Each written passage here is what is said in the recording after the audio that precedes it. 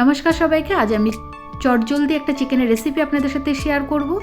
কাঁচা লঙ্কা মুরগি, এটি কিন্তু খেতে অসাধারণ হয়। ভাত, রুটি, পরোটা সব কিছুর সাথেই কিন্তু এটা খাওয়া যায়। প্রথমে আমি চিকেনটাকে ভালো করে ধুয়ে জল ঝরিয়ে নিয়েছিলাম। আমি লেগ পিসগুলো ব্যবহার করেছিলাম। আপনারা চিকেনের সব রকম পিস দিয়ে এটা রেসিপিটা করতে পারবেন।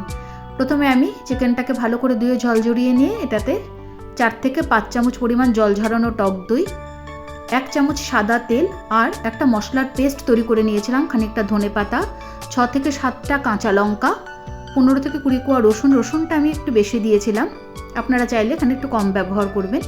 আর দিয়েছিলাম 1 ইঞ্চি পরিমাণ আদা। আর যদি চামচের মাপে দেন তাহলে 1 চামচ আদা বাটা। এটাকে ভালো করে একটা মিহি পেস্ট তৈরি করে নিয়েছিলাম।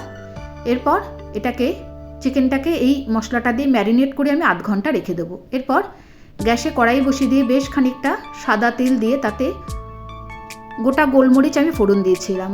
গোলমরিচের একটা ভালো গন্ধ বেরোলে ফোড়নের, এর মধ্যে আমি দিয়েছিলাম বড় সাইজের 2টো পেঁয়াজ, একটু কুড়ে নিয়েছিলাম। এটাকে কিন্তু মিহি করে বাটবেন না, একটু কুড়ে নেবেন। এরপরে পেঁয়াজটাকে এই তেলের মধ্যে দিয়ে ভালো করে একটু নাড়াচাড়া করে নেব। খুব লাল করে ভাজার দরকার নেই, একটু ভেজে নিতে হবে।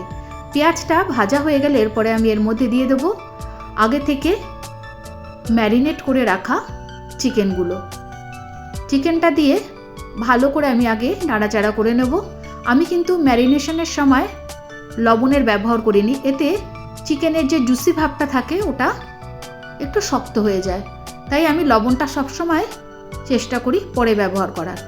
আমি দিয়ে দিলাম স্বাদ অনুযায়ী। এখানটা আমি বড় চামচের 1.5 চামচ পরিমাণ আমি লবণ দিয়েছিলাম।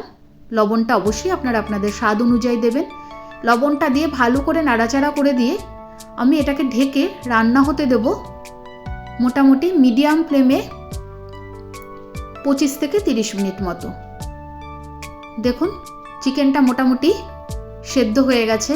আমি কিন্তু আলাদা করে কোনো জলের ব্যবহার করিনি।